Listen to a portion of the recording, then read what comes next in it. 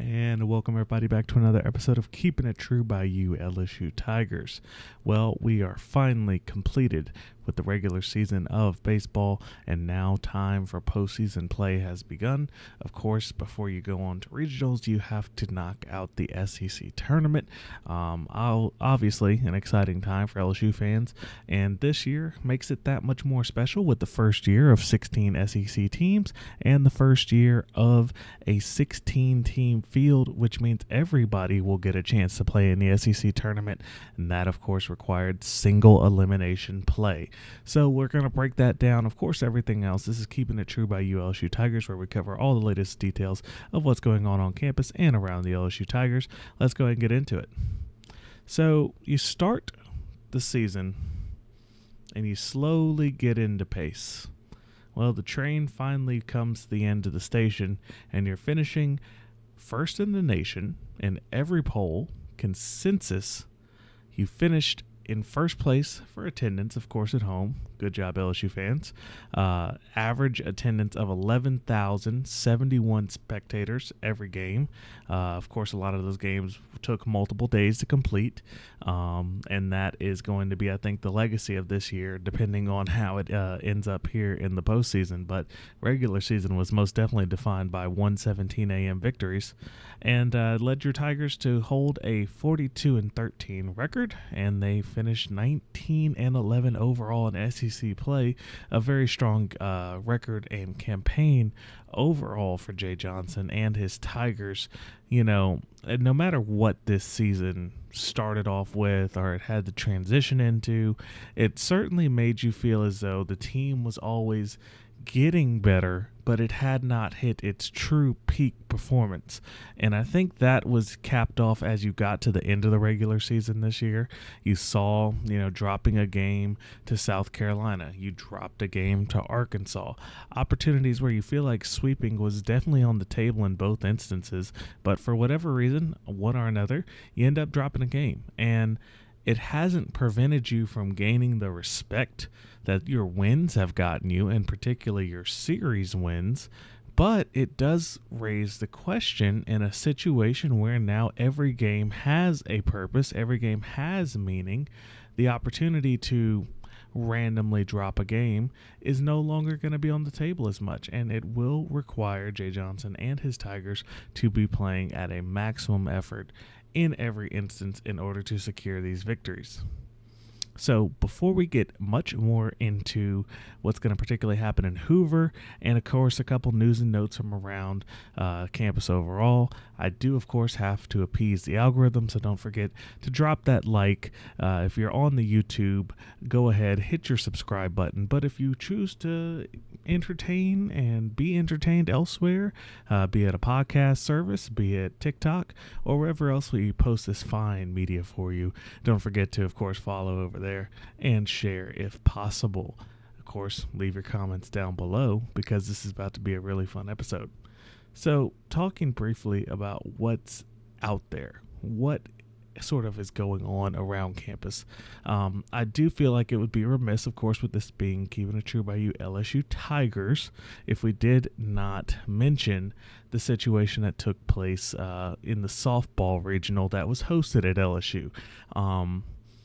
And it's a little bit unfortunate, just as a quick aside, to see a team that had such potential to be a national top 8 seed in the softball tournament, to command respect, to have such a strong regular season that you do, for it to come down to essentially midweek games. It came down to in-state opponents, and no disrespect to Southeastern. Of course, that's sort of the whole theme here on Keeping It True by You. We support and we, lift up the teams in the Bayou region. But at the end of the day, when it comes to Louisiana in particular, LSU is the flagship. They are the big dog, and they're the one that pays the money to be able to win those kind of games. So, this is obviously not the first time we've seen maybe less than expected performances from, the LSU softball team in the past decade or so. A lot of people might want to raise the question.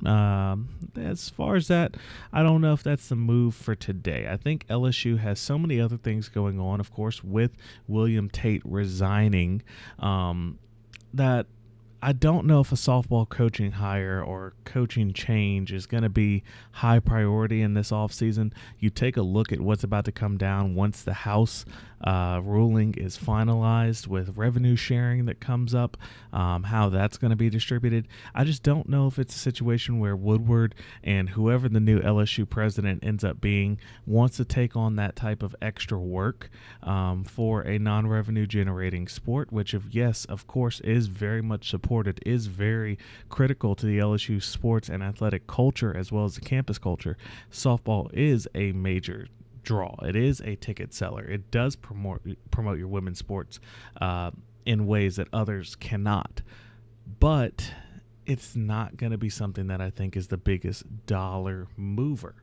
Obviously we know it's non-revenue generating. We know all of those things. Doesn't mean it shouldn't be prioritized by any means. You certainly see what your SEC opponent does with Oklahoma, who has the premier facility in the nation, and they put all of their resources into that sport. Of course, 4 national championships back to back to back, 2 back. But what will become of Beth Torina, I don't know. And it's honestly a situation to where I do have some passionate feelings. But at the end of the day, you look at a coach that has a outstanding regular season win record, takes care of business generally, runs a pretty good program. I don't know if that's somebody you part ways with just because you have a disappointing result in the postseason. And that doesn't always sit well with certain fans. You have to prioritize what's going to be best for your athletic program. And in this case, with there being the multitude of other major priorities that are going to shift the landscape of college sports this offseason, I might have to sit this one out if I'm Scott Woodward and say, you know what, run it back another year. You're still going to have a lot of your core components. See if you can make that team work one more time, and then maybe that's the place where you put the ultimatum at. Because what's going on right now between redefining the college football playoff, which is the major source of the money, redefining the House settlement, which will be the major source of putting the money into non-traditional means for an athletic department, and what that changes to NIL, so forth and so on. It's going to be a very busy offseason. So that was a side note on that. Of course, I'd like to congratulate women's tennis for a Final Four equivalent performance in their particular NCAA final. Excellent performance there. Women's golf just wrapped up. We'll see how men's golf ends up finishing. But women's golf was a top 10 performance in the nation. Very respectable. And track and field is moving on to their postseason efforts as the SEC tournament is concluding. So a lot going on. Don't think it's just baseball, but of course we want to be efficient in how we cover this. And we got an SEC tournament to talk about in Hoover, Alabama. And of course that is where we transition now. So looking directly at the schedule, tournament starts on Tuesday now with your first round matchups. LSU being locked in as the 3 seed is locked into the opponent that will come from game 4 of this tournament. Tournament bracket is available, of course, on the SEC's website, but I will read out that particular matchup, which will be Texas A&M facing off with Mississippi State.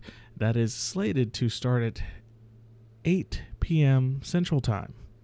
8 p.m. Central Time. Basically, whenever you're playing on single field scenarios, it's whenever the game before you ends, plus 40 minutes or whatever the particular delay will be. So who knows when that game actually does go live, but it will give you a chance to, stay up late with the Tigers and, Tiger Nation at least, see what happens between A&M and Mississippi State. They will then play, the winner of that game will play on Wednesday against Auburn.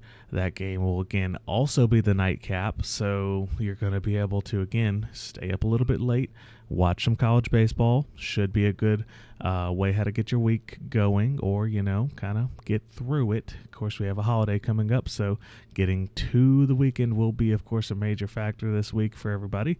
They're going to play Auburn. Now, Auburn, that's a tricky team for LSU. They did get swept by Auburn, and I don't know if it's going to be a situation to where, okay, you've already lost to them 3 times.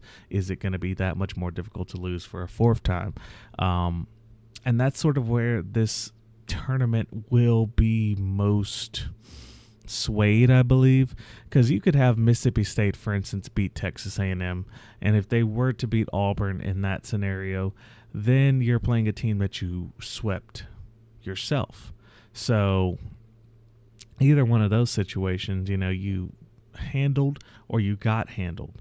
Now, with the A&M scenario, of course, you lost the series on the road at Bluebell Park, but, perhaps in a neutral venue, LSU is undefeated in neutral venues, you have the opportunity to take a stronger position. You, of course, get the option of how you want to use your bullpen and your full rotation. If A&M did meet up with LSU on Friday night, they would be 2 games in with 1 night's rest. So certainly they will have eaten up some arms by that point. To what degree, who knows? But certainly one of the 2 teams out of the first round would be ideal for LSU getting deeper into the SEC tournament, as they will have more of a bullpen advantage. Auburn, they could potentially get pretty deep into a game with a starter and then not have to worry so much about chewing up the bullpen.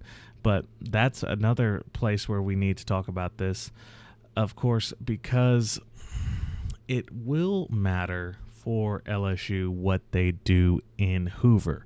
It will matter how they look. It will matter how they play. But I don't know if the win is what's going to matter. You take a look at where the team is, nationally consensus number 1, even after the South Carolina game where you drop a Friday, in this case a Thursday night, but traditionally a Friday night spot, and that wasn't going to hurt them. So, the predictions are saying LSU is a 7th overall national seed. That's a little hard to hear given the situation. You then do have to worry about not getting a victory in Hoover. I think 1 is going to do you regardless, and that'll lock you into your national seed scenario, as you're going to be a top 4 team in the SEC.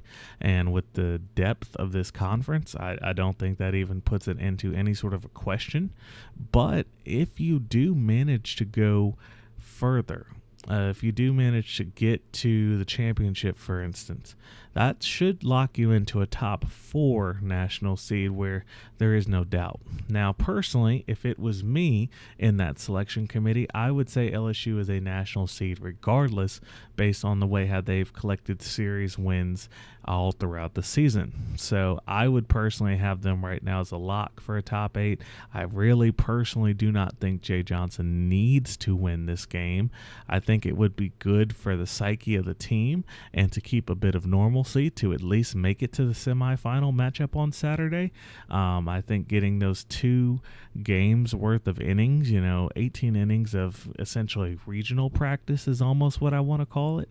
I think that would be invaluable. So we will certainly see what becomes of that scenario. Now, one thing that is worth mentioning is if LSU did play on Saturday, because of the way how the tournament is set up, and this is kind of just how they have it set up, LSU would be playing as the away team. So that does add just a little bit of intrigue, of course, as the 3 seed is paired with the 2 seed, which is Arkansas. LSU obviously was able to get the victory against Arkansas.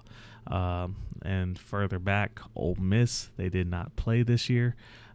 Beyond that, South Carolina and Florida, teams that you would feel rather good against. So, strong opportunity to make it deep in this SEC tournament, strong opportunity to add SEC tournament title number 13, but the strongest opportunity, I believe, truly does correlate, and it does boil down to getting the national seed however you need to do it. If you're having a sloppy game 1 on Friday and it doesn't look very good, say for instance you go down 6 runs and you somehow rally to win that one, yeah, I probably would take Saturday very seriously, because you've now at least put a bad taste in a committee's mouth. You may not have lost. Now, if you end up losing by 6 runs or something of the sort to, be it Auburn, A&M, any of those teams, then I'm certainly worried. That's when you could easily somehow end up with a 9 seed and start an uproar, but, time will tell. Try not to worry about that too much, as, of course, it's all going to sort itself out. Let's not forget, a lot of the other teams in contention for national seeds are in this bracket. Any sort of upset that happens here could have that reverse effect whenever it comes to selection time. So, hey, it's going to be a fun Memorial Day weekend. Of course, we're very excited. Don't be surprised if you see some content coming out closer to the actual LSU matchup. Maybe even a quick short could be in order. A lot of things that'll come up, but I'm excited to be watching it all with you. Of course, we'll be keeping it true by you here, and of course, we hope that you keep it true by you with us. You have a great weekend as we get into the Memorial Day and SEC tournament time, and we will look forward to having you here on the next episode of Keeping It True by You, LSU Tigers. Thanks, everybody. This has been a True by You media production. This show is for entertainment purposes only and does not render legal or financial advice. Remember to bet responsibly. Distribution of this podcast is prohibited without the express written consent of True by You Media or its subsidiaries. Thanks for being true by us. We can't wait until next time we keep it true by you.